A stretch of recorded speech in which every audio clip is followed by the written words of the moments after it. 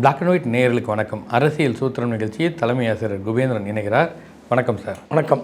இந்த தேர்தல் முடிவு தாவேக்காவினர் கொண்டாடுவாங்க. நாங்கள் எதிர்பார்த்தது தான், சொன்னது தான், மற்றவர்கள் தான் அதை எடுத்துக்கலன்றது. ஊடகத்தினர் பெரும்பாலும் இந்த கூட்டணி கணக்குகளை வைத்து பத்திரிகையாளர்கள்லாம் பேசிகிட்டு இருந்தாங்க. கருத்து கணிப்புகள், எக்ஸிட் போல் எல்லாமே சொன்னதுக்கும் களத்திற்கும் சம்பந்தம் இல்லாமல் போய்விட்டதுன்னு தெரியுது.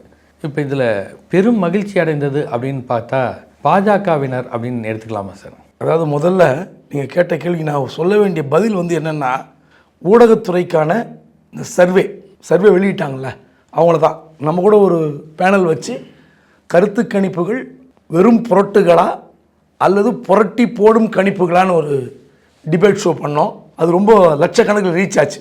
ஆனால் எல்லா கருத்து கணிப்புகளும் 10க்கும் மேற்பட்ட கருத்து கணிப்புகளில் 5, 6 திமுக வரும், 3 அதிமுக வரும், ஆக்சிஸ் மை இந்தியா மட்டும் விஜய்க்கு 120 வரைக்கும் கொடுத்தாங்க, மற்றதெல்லாம் குழப்பமாக கொடுத்தாங்க. அப்போது எது உண்மையான நிலவரம்? நீங்கள் தமிழ்நாடு மீடியா திமுக கூட்டணிக்கு சாதகம் தந்தி டிவி போட்டது 98, அதிமுக கூட்டணிக்கு சாதகம் 91, தாவேக்காக்கு 2, கடும் போட்டி 43. கடும் போட்டி 43 யார்? தந்தி. ஆனால் பல இடங்களில் விஜய் கட்சி கடுமையான போட்டி தருகிறதுன்னு சொன்னதும் தந்தி தான். ஆனால் உங்களுடைய அந்த சர்வேவுடைய நிலைமை தலைகீழாக மாறி இருக்கிறது. ஒன்று. இதை விட கொடுமை, முக்கியமான சேனல்கள் பார்க்கும்போது தமிழ்நாடு ஃபைனல் போல் ஒப்பீனியன் 43.8%, டிஎம்கே 174, ஏடிஎம்கே 42, டிவிக்கு 16.4 வாங்கி 0 இவங்க போட்டது.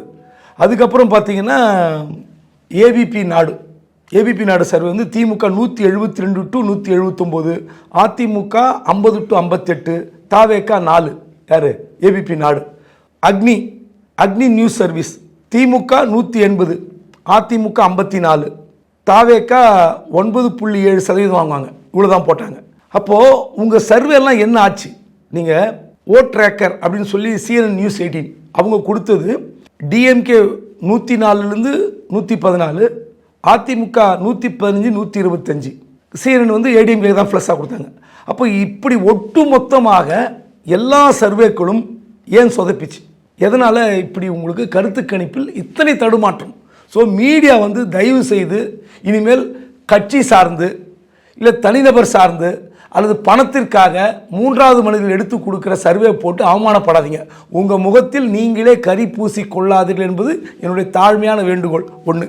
2வது, யாரெல்லாம் மகிழ்ச்சி அடைவார்கள்னு கேட்டீங்க. தமிழ்நாட்டில் ஆன்டி பிஜேபி இருக்கிறது. அந்த பாஜகவுக்கு எதிரான வாக்குகளை வைத்து திமுக காங்கிரஸ் கூட்டணி வலிமையாக வெற்றி பெறும்னாங்க. இன்றைக்கி திமுகவும் 3வது இடத்துக்கு வந்திருக்கிறது, பாஜக ஒரு இடத்துல இல்லை. அப்போ இது எது உண்மை, எது பொய்? ஆன்டி பிஜேபின்னா திமுக ஒரு பெரிய ரேஷியோக்கு வந்திருக்கணும். அல்லது ஆன்டி பிஜேபி இல்லை, அதிமுக, பாஜக, பாட்டாளி மக்கள் கட்சி, தமிழ் மாநில காங்கிரஸ் இப்படிலாம் ஒரு கூட்டணினா அந்த கட்சி ஒரு 2-3 இடத்துல முன்னிலை. இதுவரை இந்த நிமிடம் வரை நம்ம பேசுகிற 10:55 காலை 10:55 மணி வரை பாஜகவில் யாருமே முன்னிலை இல்லை. மாநில தலைவர் 3வது இடத்துல இருக்கிறார். அப்போது யார் கொண்டாட்டம், யார் திண்டாட்டம்? வேற. நீங்கள் முதல்ல ஒரு கேள்வி கேட்டீங்க, விஜய் குஷியாக இருக்கிறாங்க. பாஜக எதிர்ப்பு இல்லை அப்படின்றதுல ஒரு மகிழ்ச்சி இருப்பாங்களா? இப்போ தமிழ்நாட்டில் இப்படி ஒரு பாஜக எதிர்ப்பு, அதுதான் தமிழ்நாட்டுடைய அரசியல் களமே புரியல அப்படின்னு சொல்லிட்டு இருந்துக்கும் போது, அந்த இடத்துக்கு நீங்கள் இன்னொரு விஷயம் என்னென்னா, பாஜக எதிர்ப்பு இல்லை ஆதரவுனா பாஜக வந்திருக்கணும். பாஜக வரல, முன்னிலை இல்லைனா கூட்டணி வைத்த அதிமுகவுக்கும் ரொம்ப தொய்வு அப்படின்னு சொன்னால் பாஜக எதிர்ப்பு இங்கே மேலோங்கலை. இல்லை, அதிமுகவுடன் பாஜக இணையும் போது 2 ஓட்டுமே டிரான்ஸ்ஃபர் ஆகணும். அதிமுக ஓட்டு, ஏன்னா அதிமுக 2வது இடத்துல இருக்கிறது, பல இடத்துல முன்னிலை இருக்கிறது. விஜய் கட்சிக்கும் அதிமுகவுக்கும் இடையே இருக்கிற வாக்கு வித்தியாசம் 500-1000 தான். அது மாறக்கூடிய சூழல். நம்ம இந்த நிமிஷம் பேசுகிற வரைக்கும் 4 ரவுண்டு முடிஞ்சிருக்கு. ஆனால் 2 கட்சிக்கும் இடையில் 1வது இருக்கிற தாவேக்காவுக்கும் அதிமுகவுக்கும் 1000-500 தான் இருக்குது. அதன் பின்னாடி இருக்கிற திமுக அந்த டிஃப்ரென்ஸ் தான். இது இன்னும் 18 சுற்றுகள் இருக்கின்றன. 19-20 சுற்றில் 4 சுற்று போல இன்னும் 15 சுற்றுகளாக இருக்கும். இது மாறக்கூடிய சூழல் இந்த நிமிடம் வரை. ஆனால் விஜய் கட்சி மகிழ்ச்சியாக இருக்கிறது. ஆமாம், மகிழ்ச்சியாக இருக்கிறது. ஏன்னா எதிர்பாராத வெற்றி. அவர்கள் நம்ம யாருமே நீங்கள் ஆக்சிஸ் மை இந்தியா தவிர பல சர்வேக்களில் 16, 15, 9 தான் கொடுத்தாங்க. நானும் அதான் பேசினேன். இது முதல் முறையாக போட்டியிடுகிற கட்சி தொடங்கி 2 வருடங்களில் ஒரு கட்சிக்கு என்ன வாக்கு சதவீதம் கிடைக்கும் என்பது என்னுடைய கணிப்பாக இருந்தது. 15, 16, 18 வரைக்கும் போகும். ஆவரேஜ் 15க்குள்ளே முடியும் நானே சொல்லியிருக்கேன், மறுக்கல. ஆனால் இனிமேல் தான் விஜய் உஷாராக இருக்க வேண்டும். ஏன் சொல்கிறேன்னா, விஜயை சுற்றி இருப்பவர்கள் ஒருவேளை உங்களுக்கு தனி மெஜாரிட்டி கிடைக்கிறது 130 கிடைச்சிருச்சுன்னா நீங்கள் தான் ஆட்சிக்கு வர போகிறீங்க. அது 4 மணிக்கு தெரியும். 4 மணிக்கு நம்ம திரும்ப பேசுவோம், இன்னொரு வீடியோ போடுவோம். ஆனால் ஒருவேளை நீங்கள் 100 110, இவங்க அதிமுக ஒரு 100 90, திமுக விட கம்மியாக இருக்கலாம், இல்லை கூடுதலாக இருக்கலாம் இப்போ இருக்கிற நம்பரை விட. ஆனால் நீங்கள் தனியாக வந்தீங்கன்னா விஜய் உஷாராக இருக்கணும். உங்களை சுற்றி இருப்பவர்களை நீங்கள் அமில சோதனை செய்து தான் ஆட்சி அதிகாரத்தில் உட்கார வைக்கணும், உங்கள் பக்கத்தில் சேர்த்துக்கணும். சிஎம் ஆஃபீஸ் ஆகட்டும் அல்லது உங்களுக்கு அட்வைசர் ஆகட்டும். ஒரு ஜோசியர் இருக்கார், தயவுசெய்து ஜோசியர்லாம் நம்பாதீங்க. நீங்கள் ஜோசியத்தால் தான் ஜெயித்தீர்கள் என்றால் அதை நம்பாதீர்கள். தமிழ்நாட்டில் ஒரு அலை வீசி இருக்கிறது, உங்களுக்கான அலை. திமுகவுக்கு எதிர்ப்பு, அதிமுகவுக்கு எதிர்ப்பு, உங்களுக்கு சாதகமாக இருக்கிறது. 2 திராவிட கட்சிகளுக்கும் மக்கள் ஏதோ ஒரு தீர்ப்பளித்திருக்கிறார்கள். இவங்க 2 பேரும் சரியில்லை, ஒரு புதியவரை நாங்கள் வரவேற்கிறோம், அவருக்கு நிர்வாகம் தெரியவில்லை, அவருக்கு ஒன்றுமே தெரியலனாலும் உங்களை வரவேற்றிருக்காங்க. எனவே நீங்கள் உஷாராகணும். அதனால தான் ஜோசியர், தேர்தல் வியூக நிபுணர் நீங்கள் பக்கத்தில் வைத்துக்கொண்டு, குறிப்பாக ஆதவ் அர்ஜுன் அவர் பேசுகிற பேச்சு உங்களுக்கு நெருக்கடி வரும். கடைசி ஒரு வாரம் அவரை பேச விடாமல் தடுத்தீங்க, ஒரு வகையில் நல்லது. ஏன்னா அவர் பேசினா ஏதோ ஒரு ஏடா கூடமாக சிக்கலை தான் கொண்டு வந்திருப்பார். அந்த வகையில் விஜய் ரொம்ப உஷாராக இருக்கும். ரொம்ப முக்கியம், விஜய் இனி ஒரு வேளை அங்க அசம்பிளி வந்தாலும் உங்களுக்கு யாராவது ஒரு 10 தொகுதிகள் தேவைப்படுகிறது, அது அதிமுக கொடுக்கிறது தெரியல, அல்லது வேற சில பேர் பிச்சுக்கிட்டு வராங்க, நமக்கு தெரியாது. ஆனால் விஜய் இனி ஒவ்வொரு அடியும் உஷாராக எடுத்து வைக்கணும். திமுக இந்த அளவுக்கு 3வது பிளேஸுக்கு போகுன்றது யாராவது எதிர்பார்த்திருப்பாங்களா? ஒரு அலை வீசி இருக்குது, முதல்ல அதை புரிஞ்சுக்கணும். 2 திராவிட கட்சிகளுக்கு மாற்றாக ஒரு புதியவரை வரவேற்றார்கள். புதிய அலை, பெரும் அலை, புரட்சி அலை. திமுக இந்த இடத்திற்கு வரும் என்று நான் கூட எதிர்பார்க்கல. 200 இடங்கள்லாம் போகாது, 200 இடங்கள் போகணும்னு நினைக்கல. ஆனால் சொல்லிட்டே இருந்தாங்க 200 180 வாய்ப்பே இல்லை. ஆனால் எனக்கு தெரிந்து ஒரு 120 130 வருவாங்க கூட்டணியோடு, அங்க அசம்பிளியாக தான் வரும். திமுக கூட்டணியோடு தான் ஆட்சி அமைக்கும் என்று எதிர்பார்த்தேன். ஆனால் 3வது இடத்திற்கு போயிருக்கிறது. இதற்கு முழு முதற் காரணம் திமுக இல்லை, அதிர்ச்சியாக இருக்கும். ஸ்டாலின் இல்லை, இன்னும் அதிர்ச்சியாக இருக்கும்.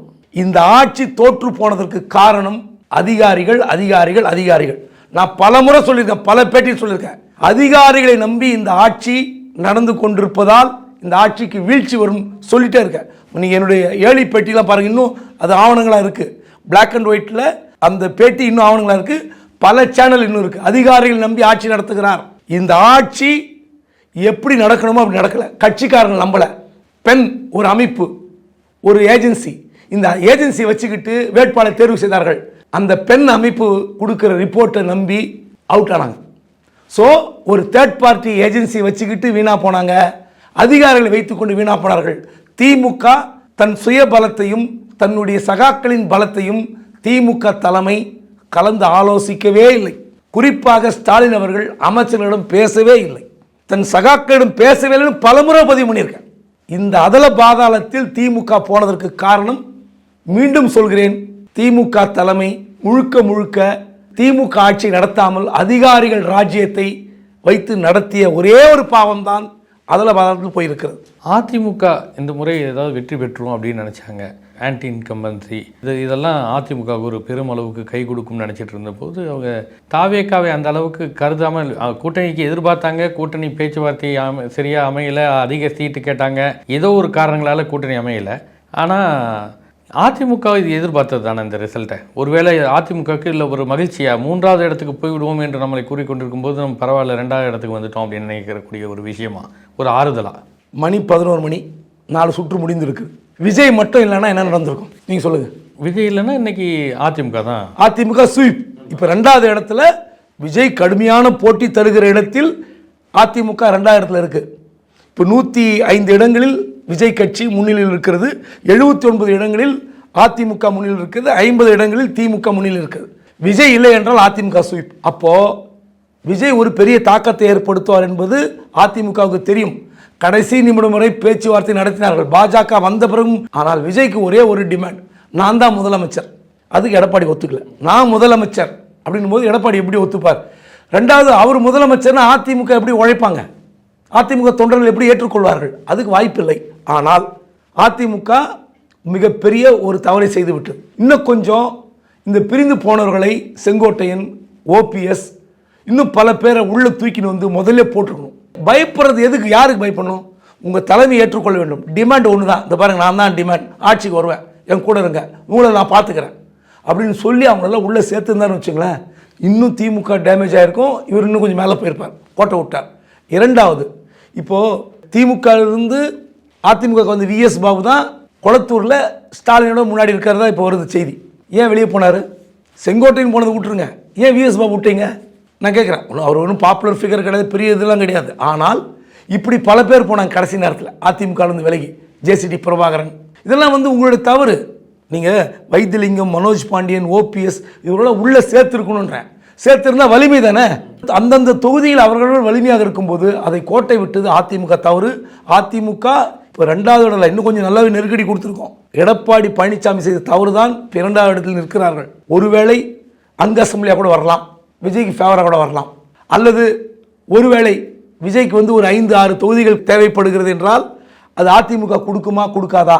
அதிமுக கொடுத்தா துணை முதலமைச்சர் தான் கிடைக்கும். அது எடப்பாடி பழனிசாமி ஏற்பாரா ஏற்க மாட்டாரா? இன்னும் 4 மணிக்கு தான் முடிவு தெரியும்.